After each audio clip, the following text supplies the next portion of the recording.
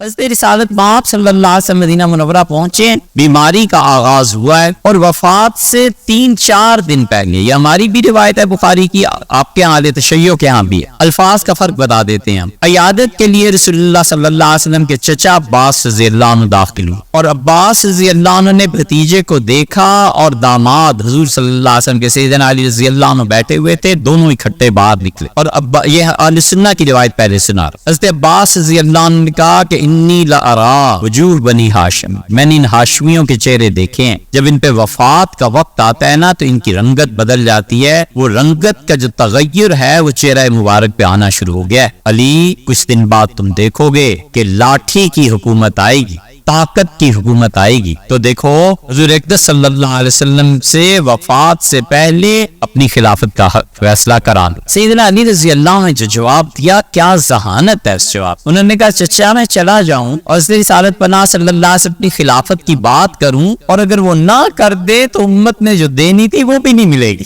پھر کیا ہوگا؟ اہل تشیع کی روایت میں آتا ہے کہ حضرت عباس تھے، سیدنا علی تھے، اور اہل بیت کرام رضی اللہ عنہ بیٹھے ہوئے تھے، اور حضور صلی اللہ علیہ وسلم سے عرض کیا کہ آپ خلافت کا فیصلہ ہاشمیوں کے حق میں کر دیں۔ رسول اللہ صلی اللہ علیہ وسلم، اللہ جو چاہے گا وہ فیصلہ ہو جائے گا، اور یہ حضرات روتے ہوئے اٹھ کر وہاں سے آ گئے۔ یہ اہل تشیع کی کتابوں میں یہ روایت اسی طرح ہے، ہم حوالہ پیش کر دیں گے۔ ہم کہتے ہیں کہ سیدنا علی رضی اللہ عنہ یہ کیوں نہیں کہہ دیا کہ حضرت بھی غدیر خم میں میری خلافت کا اعلان ہو گیا تھا، مجھے کیا ضرورت پڑی ہے ان سے پوچھنے کی؟ اب ملاحظہ کیا مفتی صاحب نے پھر ایک عجیب و غریب بات کی ہے، کوئی پکی بات ان دو جو انہوں نے 12 منٹ کا اور 1 منٹ کا کلپ رکھا، کوئی پکی بات انہوں نے نہیں کی، یعنی جسے کہا جائے نا تحقیقی بات۔ مفتی صاحب واقعا ہمیں تعجب ہوا، میں آپ کے متعلق جو ایک شہرت سن رکھی تھی اس کے برخلاف ساری چیزیں نکلی۔ ابھی جو انہوں نے روایت پیش کی بخاری کی روایت، یہ بخاری کی روایت بھی آپ کے نقصان میں ہے، ابھی میں آپ کی خدمت میں پیش کرتا ہوں۔ پہلے تو یہ روایت جو ہے وہ زہری سے، یعنی ایسی روایتوں کا آپ کو اگر کوئی بندہ ملے گا جو یہ روایت کرے وہ زہری کی پہلے میں تھوڑی سی شخصیت بتا دیتا ہوں کہ شعبہ بن حجاج، یہ ملاحظہ فرمائیں اپنے اسکرین پر سیر و اعلام النبلاء، جب ہم سیر و اعلام النبلاء، یہ امام شمس الدین ذہبی الجزء السابع، اس میں شعبہ بن حجاج وہ کون ہے؟ امیر المؤمنین فی الحدیث ہیں۔ کیا کہتے ہیں؟ توجہ کیجیے، جب ہم اس میں جاتے ہیں تو وہ کہتے ہیں کہ ترجمہ کہہ دیتا ہوں کہ میں اور حشیم جو ہے مکہ گئے، وہاں پر ایک پورا ہمیں دیکھا،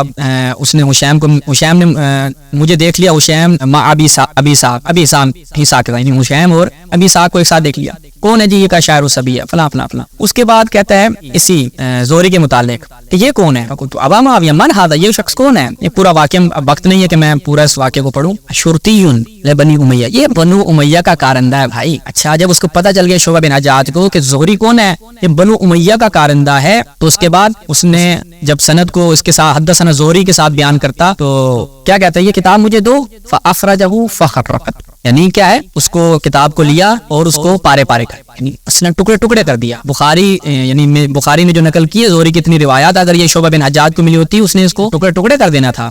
یہ پہلے تو بخاری کا اس کا زہری کا سٹیٹس ہے جو آپ کی خدمت میں بیان کیا، کیونکہ وقت کی قلت ہے اس لیے میں جلدی سے آپ کی خدمت بیان کرتا ہوں کہ مفتی صاحب نے کیا بیان کیا۔ اب یہ جو انہوں نے روایت بیان کی ہے صحیح بخاری سے، یہ اپنی اسکرین پر ملاحظہ فرمائیں 1687 روایت کا نمبر ہے، اس میں وہ پوری روایت جو انہوں نے بیان کی بالکل وہی ہے، بس تھوڑے سے الفاظ کے ساتھ۔ فاخذ بیدہ عباس بن عبد المطلب فقال له انت والله بعد 3 عبد الاسد۔ یہ جملہ اس روایت کے اندر بڑا دقت کرنے والا ہے ناظرین، آپ یہ روایت بخاری کے اندر جا کے دیکھیں، اردو میں اس کا نمبر جو ہے وہ فرق کرتا ہے، لیکن یہ اگر آپ الفاظ سرچ کریں گے تو آپ کو مل جائے گا۔ عباس بن عبد المطلب نے مولا کائنات کا ہاتھ پکڑا اور ان سے کہا، یعنی جو انہوں نے بات کی مفتی صاحب نے بالکل ٹھیک ہے وہاں تک، لیکن یہ الفاظ مفتی صاحب نے بیان نہیں۔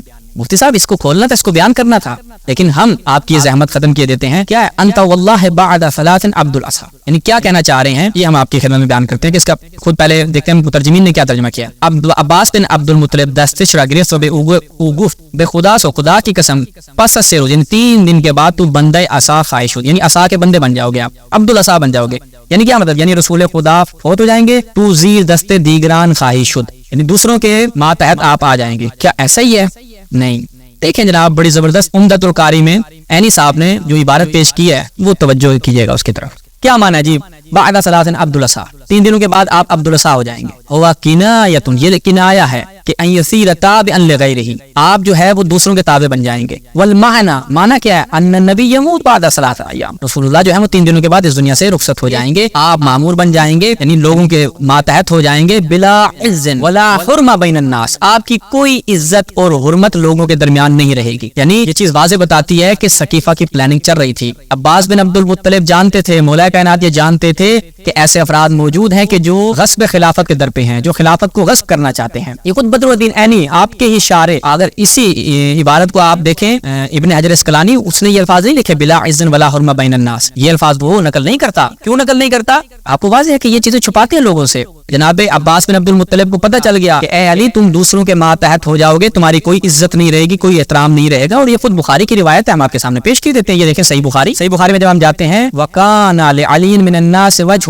حیات فاطمہ، جب تک جناب فاطمہ زندہ تھی مولا کائنات کی عزت و آبرو لوگوں کے نزدیک تھی. فلما توفیت، لیکن جب جناب زہرا وفات پا جاتی ہیں، استنکرا علی وجوہ الناس، مولا کائنات سے لوگ منہ پھیر لیتے ہیں، مولا کائنات سے متنفر ہو جاتے ہیں، روگردان ہو جاتے ہیں. کس وجہ سے؟ یہ سوال ہے، ہم برادران اہل سنت سے ہمیں فاطمہ بھی پوچھ چکے ہیں کہ اس کا ہمیں معنی بتائیں. اور اسی کی تفسیر میں جب ہم جاتے ہیں المفہم میں جب جاتے ہیں تو ابراہیم قرطبی الجزء الثالث میں کیا بیان، جزء الثالث میں کیا بیان کرتے ہیں؟ تیسرے جلد میں ملاحظہ کریں. وکان لعلی من الناس جہۃ حیات فاطمہ ای جاء و احترام، مولا کائنات کا احترام تھا، عزت تھی. لوگ جو ہیں وہ علی کی احترام کرتے تھے جناب زہرا کی حیات میں. فلما ماتت وهو لم يبايع ابا بکر، اور جب وہ وفات پا گئی اور ابو بکر کی بیعت نہیں کی، انصرف الناس عن ذلك الاحترام، وہ جو احترام مولا کائنات کا تھا، یہ صحابی جتنے بھی صحابی تھے اس وقت سارے صحابہ موجود تھے، مولا کائنات کا احترام نہیں کرتے. یہ حدیث غدیر کا پاس رکھا ہے مفتی صاحب صحابہ نے. یہ جو آپ کہتے ہیں کہ حدیث غدیر سے مراد دوستی ہے، صحابہ یہ صحابہ ان کے درمیان شیر و شکر والا معاملہ تھا، بڑی پیار محبت تھی، یہ ہے پیار محبت. کیا جواب ہے اس کا آپ کے پاس؟ آپ ہی کی بخاری، آپ ہی کے شارحین، آپ ہی کے علماء یہ بیان کر رہے ہیں. تو مفتی صاحب یہ چیزیں بیان کریں لوگوں کو،